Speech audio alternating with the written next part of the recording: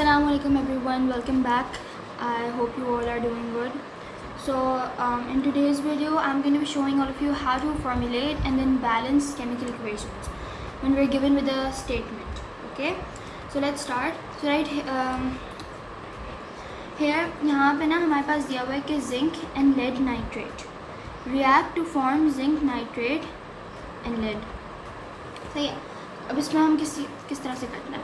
सबसे पहले हम देखते हैं पहला एलिमेंट कौन सा है, जिंक. तो हम जिंक का सिंबल लिख देते हैं जो है Zn, और हम जिंक का चार्ज उसके ऊपर छोटा सा लिख देते हैं. लेकिन अभी हमारे पास इतनी कोई ज़रूरत है नहीं चार्ज लिखने की, तो हम बस इस तरह से डायरेक्ट प्लस लगा देंगे. प्लस लगाने के बाद हम लिखेंगे लेड नाइट्रेट. अब लेड नाइट्रेट हम किस तरह से लगाएंगे, लिखेंगे लेड का फॉर्मूला होता है Pb. यहाँ पे उन्होंने हमें उसका चार्ज ऑलरेडी दिया हुआ है, तो हम +2 ऊपर लिख देंगे इसके. और नाइट्रेट का हमें पता है क्या होता है, चार्ज NO3 होता है, और इसकी जो मतलब सिंबल उसका NO3 होता है, और उसका जो चार्ज होता है वो होता है -1. ठीक है. रिएक्ट के लिए हम एरो लगा देते हैं. Zinc nitrate and lead. पहले हम जिंक नाइट्रेट देख लेते हैं, Zn +2 and nitrate -1 plus and की जगह हम लगा देते हैं plus. Okay. And lead Pb. तो अब हम इसको कर लेते हैं. अब ये इस तरह से होगा कि Zn जिंक प्लस. अब जब इस तरह की हमारे पास सिचुएशन होती है तो इसमें हमारे पास दोनों की वैलेंसीज जो होती हैं वो शिफ्ट हो जाती हैं. जैसे ये वाली जो है वो यहाँ पर आ जाएगी और ये वाली यहाँ पर आ जाएगी. तो जब 1 आता है तो मतलब कुछ भी नहीं, तो हम सिर्फ डायरेक्ट इसी तरह से Pb लिख देंगे लेड. और हम नाइट्रेट के साथ हम क्या करते हैं कि NO3 एज इट इज़, उसके अराउंड ब्रैकेट्स एंड देन 2, क्योंकि ये वाली वैलेंसी इधर आ गई. और फिर हम इसको यहाँ पे एरो लगा के यहीं पे होगा Zn. ठीक है, क्योंकि 1 है तो कुछ नहीं होगा, और NO3 के साथ ही 2 आ जाएगा यहाँ पर. तो ये इस तरह से. और राइट, अब हमारे पास एक फॉर्मूलेट पूरी हो गई है इक्वेशन, बट अभी हमें इसको बैलेंस करना है. तो हम देख लेते हैं कि बैलेंस होगी या नहीं.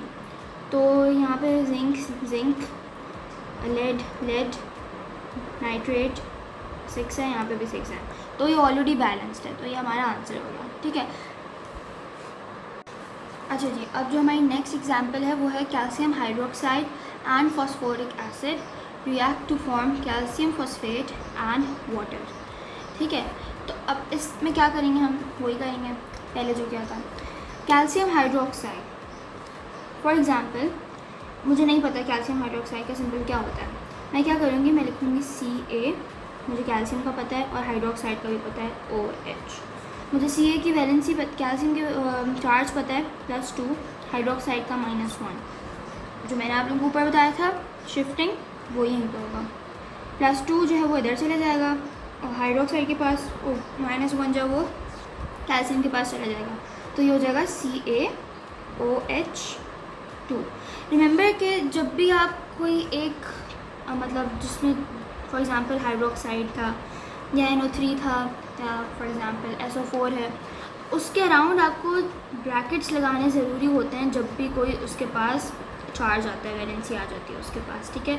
तो इट्स एक्सट्रीमली वेरी इंपॉर्टेंट कि आप उसके अराउंड ब्रैकेट्स लगाएं, वरना फिर अगर मैं ब्रैकेट्स नहीं लगाऊंगी तो सिर्फ ये जो H होगा ये सिर्फ ऐसा लगेगा कि ये इसके पास है, ये वाला. ठीक है. तो इसलिए ये 2, इसलिए मैं यहाँ पे ब्रैकेट लगा रही हूँ. ठीक है, टू शो कि ये पूरा हाइड्रोक्साइड के पास ये 2 है. राइट. अच्छा, ये हो गया. And phosphoric acid plus phosphoric acid H3PO4. ठीक है. React to form calcium phosphate Ca +2 PO4 -3 and water H2. ठीक है. तो ये हो गया. अब H3PO4 हम डायरेक्ट लिख देंगे क्योंकि हमें पता है. CaPO4 हम ये करेंगे जो ऊपर क्या था, यहाँ पे क्या था, Ca3PO4 2 प्लस H2O. ठीक है. ये यहाँ पे चली गई, ये यहाँ पे चली गई. अब हम इसको देख लेते हैं. मैं इसको यहाँ सही से लिख देती हूँ, CaOH2 plus H3PO4 Ca3PO4 2 plus H2O। ठीक है, अब हम इसको बैलेंस कर लेते हैं। कैल्शियम यहाँ पे 3 है, यहाँ पे 1 है, तो हम यहाँ पे 3 लगा देते हैं। हाइड्रोक्साइड 206 है यहाँ पर। अच्छा, इसको हम सेपरेट करके देख लेते हैं। तो यहाँ पे है हमारे पास 2 2 3 भी है, तो हम यहाँ पे इसको कर देते हैं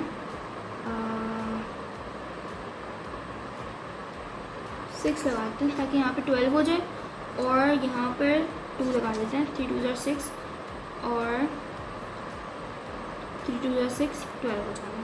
ठीक है। अच्छा, कैल्शियम 3 है, कैल्शियम 3 हो गया। PO4 4 2 8 4 2 8 ही है, सही है। अच्छा, ऑक्सीजन कितना है? 2 3 6 4 2 8 9 10 11 12 13 14 4 2 8 और 14। ठीक है, तो ये हमारी बैलेंस हो गई केमिकल इक्वेशन से। हम देख लेते हैं, मैं आपको बता देती हूँ। 3 कैल्शियम हमने OH को अलग अलग कर लिया, यानी हमने H के अलग ले ली और O का अलग कर लिया। ठीक है, तो H हम देख लेते हैं। 2 3 6 2 3 6 12 और यहाँ पे 6 2 12। ठीक है, उसके बाद यहाँ पर 3 ऑक्सीजन 4 2 8 9 10 11 11 हो गया। ठीक है, और यहाँ पर 4 2 8 और यहाँ पर अच्छा यहाँ पे 11 है। अच्छा, एक मिनट, 8 2 6 6 4 2 8, यही यहाँ पे 6 है, और 4 2 8 4 2 8 यहाँ पे 2 3 6। ठीक है, क्योंकि हमने पूरा मैंने आप लोगों को बताया था OH। तो ये हमारी बैलेंस हो गई केमिकल इक्वेशन। अच्छा, तो मैंने अब एक और एग्जांपल ले लिया यहाँ पर। Potassium hydroxide and phosphoric acid react to form potassium phosphate and water.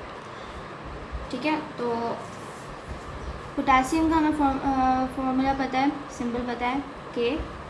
Hydroxide का पता है OH। इसकी हमें वो भी पता है, चार्ज भी पता है, हमें इसका चार्ज भी पता है +1। हाइड्रोक्साइड का भी +1 होता है। तो जब इस तरह की कोई सिचुएशन होती है जिसमें -1 होता है हाइड्रोक्साइड का, इस तरह की कोई सिचुएशन होती है जिसमें वैलेंसी सेम हो, उसमें आप क्या करते हैं? कट कर देते हैं, क्योंकि शिफ्ट हो या ना हो बात तो एक ही है। ठीक है, तो KOH हो जाएगा plus phosphoric acid H3PO4 react to form potassium phosphate K, potassium का, और फॉस्फेट PO4। K का हमें पता है +1 होता है और फॉस्फेट का -3। अब ये -3 इधर आ जाएगा, ये +1 इधर चला जाएगा। ठीक है, तो ये हो जाएगा, अच्छा यहाँ पे मैंने लिखा नहीं, H3PO4, तो ये हो जाएगा K3PO4 और यहाँ पे प्लस वाटर H2O। ठीक है, इसको अब हम देख लेते हैं, इसको हम बैलेंस कर लेते हैं। तो पोटेशियम यहाँ पे 1 है, यहाँ पे 3 है, यहाँ पे 3 लगा देते हैं। हाइड्रोजन 3 6 2 3 2 6 6 हो गया, 6 हाइड्रोजन हो गया, यहाँ पे भी 6 हाइड्रोजन हो गया। ऑक्सीजन कितने हैं? यहाँ पर है 3 and 4 7, और यहाँ पर 3 and 4 7। तो ये हमारी बैलेंस हो गई इक्वेशन। ठीक है, तो ये भी हमने एक और एग्जाम्पल कर लिया। अच्छा, अब ये हमारी लास्ट एग्जाम्पल है, मैं आप लोगों को बता देती हूँ किस तरह से होगा। Copper and sulphuric acid react to form copper 2 sulphate and hydrogen. ठीक है, अब copper and sulphuric acid react. ठीक है, तो हम पहले कॉपर का सिंबल होता है Cu प्लस, एंड की जगह मैंने आप लोगों को बताया हमेशा प्लस लगता है। Sulphuric acid H2SO4 react to form copper 2 sulphate Cu।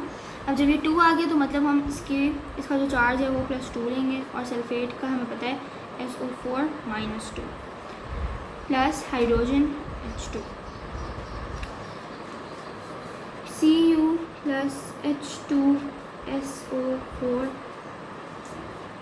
मैंने आपको बताया था जब भी सेम हमारे पास वैलेंसी होती है तो हम उसको कैंसिल आउट कर देते हैं, तो CuSO4, ठीक है, प्लस H2, ठीक है। अब हम इसको देख लेते हैं कि इसको बैलेंस कैसे हो गया है, ठीक है। कॉपर एक है, हाइड्रोजन 2 SO4 ऑलरेडी बैलेंस्ड, तो ये भी हमारा हो गया। हमने यहाँ पे आज 4 एग्जांपल्स की हैं how to formulate and balance chemical equations, ठीक है। If you guys like this video, do give it a thumbs up, subscribe and comment down below if this video was a source of help for you, ठीक है। अल्लाह हाफिज़, take care, I'll meet you guys in the next video.